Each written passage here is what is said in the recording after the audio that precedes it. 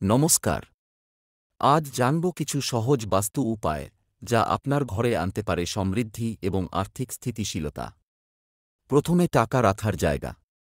টাকা রাখুন এমন লকার বা সেফে যা উত্তর বা পূর্ব দিকে খোলে আর সেফের পেছন দিক থাকুক দক্ষিণ দেওয়ালের সাথে লাগানো। প্রবেশদ্বার সবসময় পরিষ্কার রাখুন। অগোছালো জিনিসপত্র সরান আর দরজা যেন সহজে খোলে। মনে রাখবেন, আটকে যাওয়া বা কিঞ্চিৎ শব্দ করা দরজা মানে বাধাগ্রস্ত সুযোগ। জলপ্রবাহের দিকে খেয়াল রাখুন। লিক করা কল বা টপ করে পড়া পানি অর্থক্ষতির সংকেত হতে পারে। ভাঙা বা পুরনো জিনিসপত্র সরিয়ে ফেলুন। এগুলো ঘরে নেতিবাচক শক্তি টেনে আনে।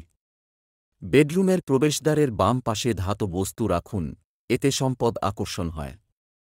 দক্ষিণ পশ্চিম কোণে রাখুন আপনার গয়না ও গুরুত্বপূর্ণ নথি, কারণ এটি সবচেয়ে শুভ কোণ হিসেবে ধরা হয়। উত্তর দিকে রাখুন একটি মানিবক্স বা পিগি ব্যাংক, আর নিয়মিত তাতে টাকা জমান, এতে আর্থিক স্থিতিশীলতা বাড়ে। দক্ষিণ পূর্ব কোণে তামার স্বস্তিক রাখলে বিশ্বাস করা হয় যে সমৃদ্ধি আসবে। এই সহজ বাস্তু নিয়মগুলি মানলে আপনার ঘর হয়ে উঠতে পারে অর্থ ও সমৃদ্ধি আকর্ষণের কেন্দ্র।